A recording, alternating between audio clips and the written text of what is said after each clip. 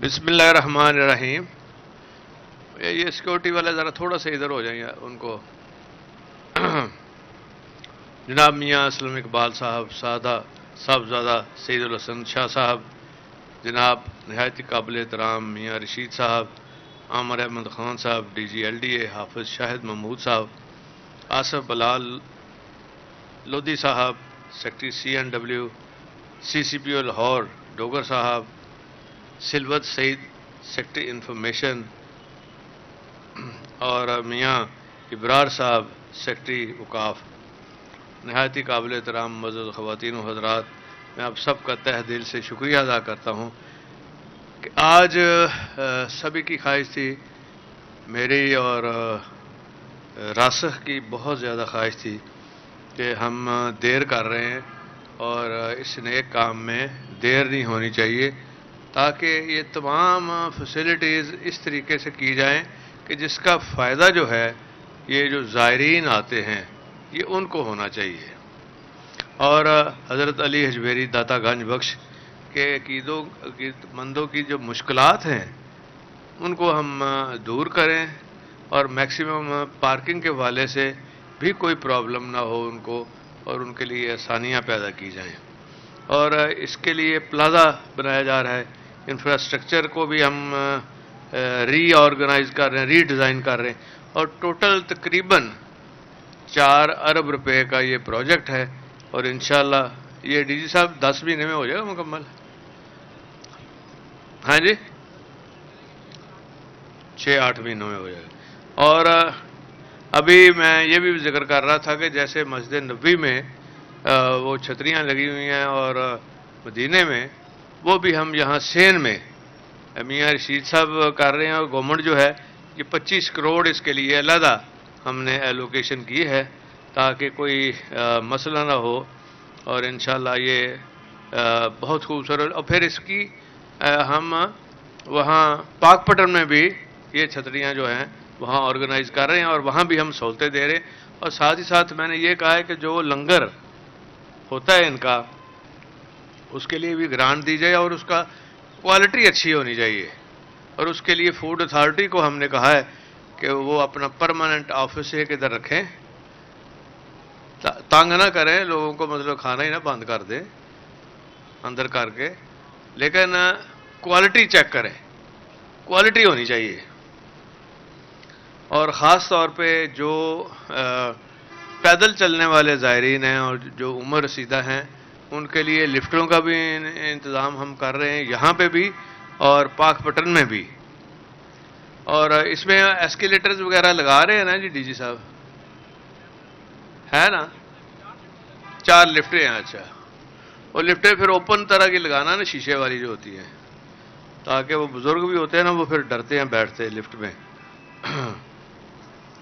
اسی طرح میں یہ کہنا چاہوں گا کہ اس سے پہلے ہم نے میاں اسلم اقبال صاحب یہاں بیٹھے ہیں، معزز صاحب بھی تھے کل ساتھ، تو ہم نے جو لاہور کو پیکیج دیا ہے، ٹوٹل پیکیج جو ہے یہ 20 ارب کا ہے. اس میں سے ہم نے کل جن کے افتتاح کیے ہیں کوئی 15 ارب کے قریب ہیں وہ. اور اس سے پہلے ہم دوسرے بھی جو پروجیکٹ ہے،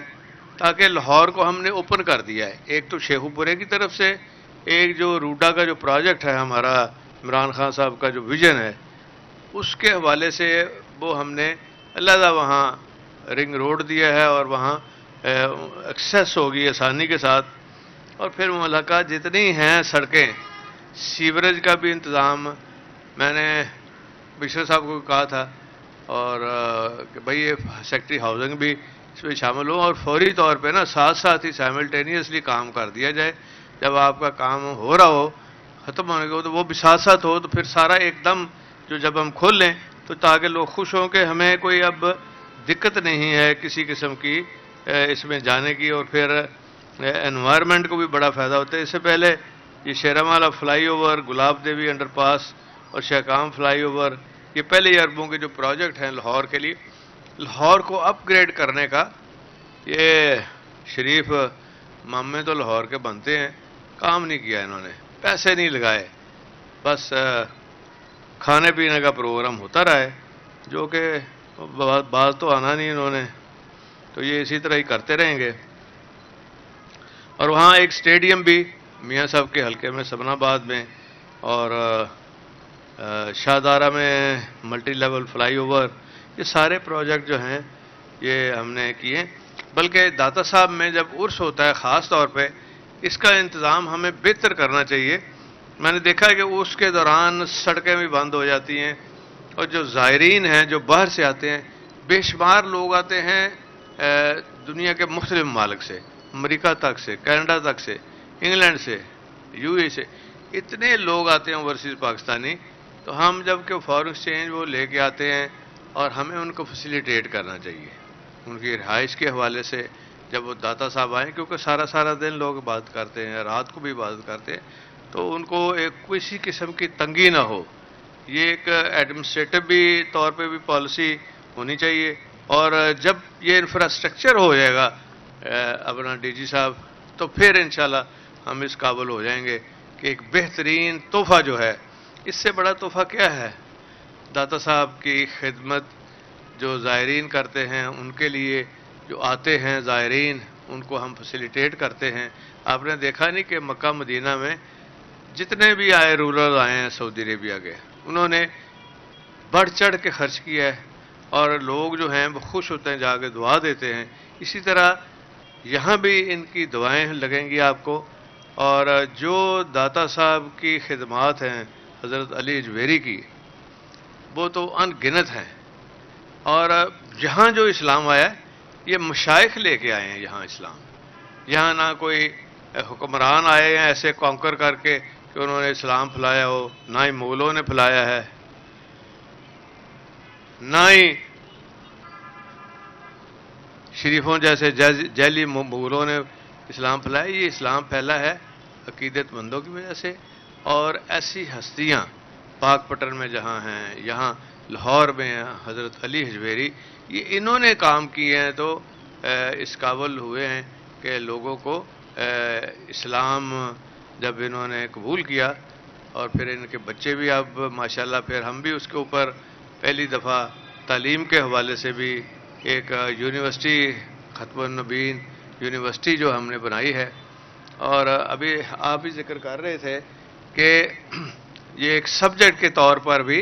انشاءاللہ اس کے اوپر بھی ریسرچ ہوگی،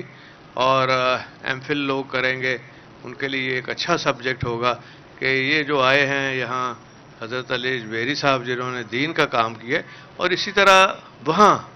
پاک پٹن میں وہاں بھی دین کا کام جو ہوئے، ان کے اوپر ریسرچ پیپر لکھیں گے، ریسرچ ہونی چاہیے، اور یہ رکھیں گے باقاعدہ ایجوکیشن میں بھی کہ ان کو ڈگری باقاعدہ اوارڈ کی جائے، تاکہ لوگوں کو پتہ چلے کہ دین کا کام جو ہوا ہے بہترین طریقے سے کیا گیا۔ اسی طرح ہماری سب سے بڑی ایک خدمت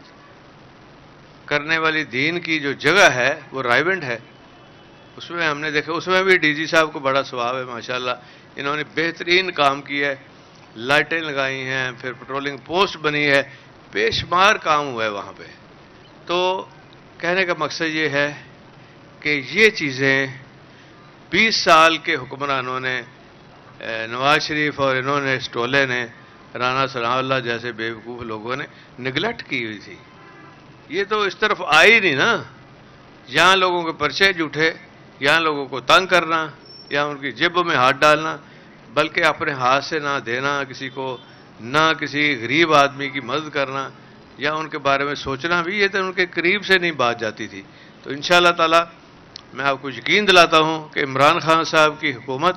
اور ان کی پالیسی کے تحت یہ سارا دین کے کام کا فروغ کا کام ہو رہا ہے، اور اس کو ہم جاری ساری رکھیں گے، یہی ہمارا عقیدہ ہے۔ اور اسی سے ہی اسلام بھی پھیلا، اسی سے ہی پاکستان کی جو بنیادیں ہیں اور جو آئندہ آنے والی ہماری قوم ہے وہ مضبوط بن کے ابھرے گی۔ بہت شکریہ، بہت مہربانی۔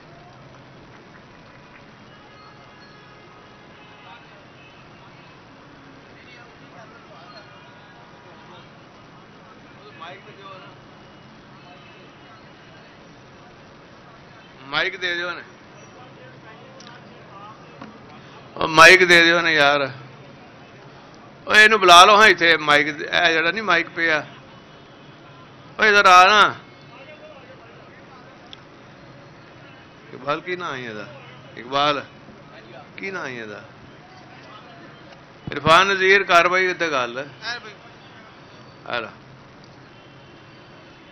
اپنا یار انہوں گل تو کرن دیو. چلو سر یہ بتائیں کہ رات بھی آپ کے گھر کے باہر کھڑے رہے ہیں اور مرجر کی باتیں ہو رہی ہیں، شاید پری میچور ہیں، اور عمران خان نے بھی انتہا ظاہر کیا ہے، کیا پارٹی مرج کرنے کا اندازہ کا آپ کا ارادہ ہے؟ اور چودھری شجاع صاحب نے کل ایک آپ کو نوٹس بھی دے دیا ہے، تو اب پارٹی میں مرج ہو جائیں گے یا نئی پارٹی رجسٹر کریں گے؟ نہیں کوئی مرج والی بات نہیں ہے، ابھی تو ہم مشاورت جاری ہے. یہ پہلی دفعہ عمران خان صاحب نے دعوت دی تھی مونس کو، پھر مجھے بھی کہا کہ آپ صدر بن جائیں پارٹی کے، لیکن ابھی ہم اس کے اوپر کوئی حتمی نہ رائے قائم ہوئی ہے نہ فیصلہ ہوا ہے. ان کو پہلے ہی تکلیف شروع ہو گئی ہے کہ جی کہ ان کو پارٹی سے ہم نوٹس دے رہے ہیں، اور وہ موقع ہی نہیں انشاءاللہ آئے گا، کیونکہ ابھی سبھی نے کل کہا ہے، جتنے ہمارے 10 کے 10 الیکٹڈ لوگ ہیں اور دوسرے بھی ہماری پارٹی کے عہدیدار، کہ بھائی ہمیں پہلے اپنے حلقے میں جا کے لوگوں سے مشورہ کرنا ہے، مشاورت کر کے اس کے بعد ہم بتائیں گے. چوہدری صاحب، آپ نے جو نگران وزیر اعلیٰ کے لیے 3 نام پیش کیے تھے گورنر صاحب کو، اس پر مسلم لیگ نون کی جانب سے خواجہ آصف کا یہ موقف سامنے آیا کہ ناصر سعید کھوسہ جو ہے انہوں نے بھی رابطہ کیا،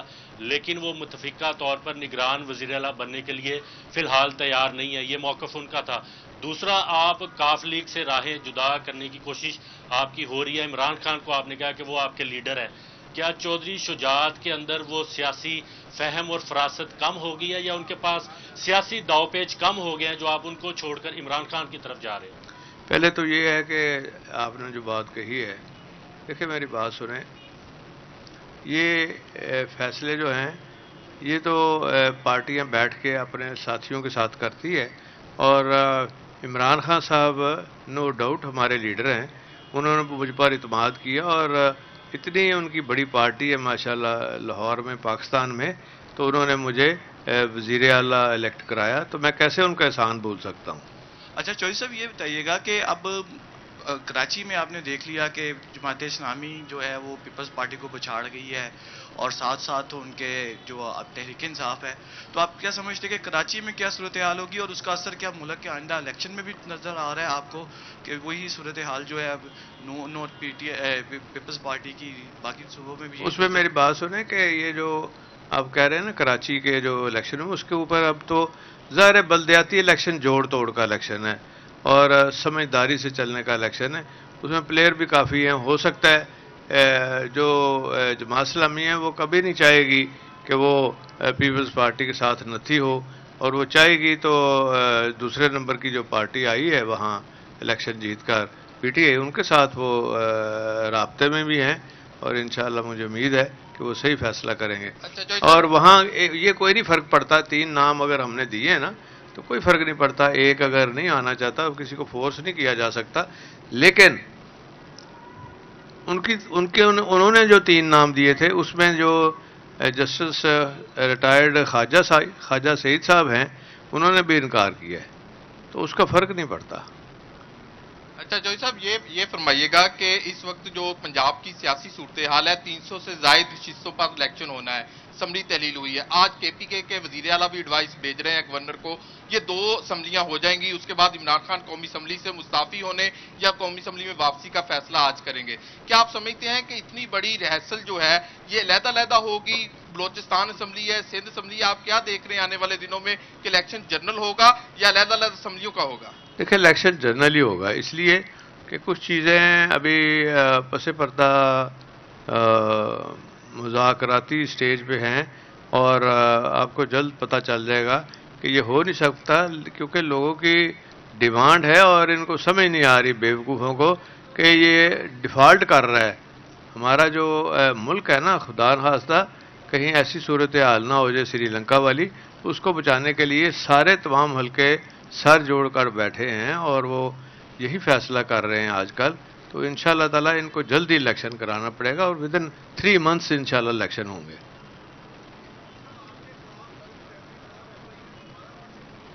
ہاں جی،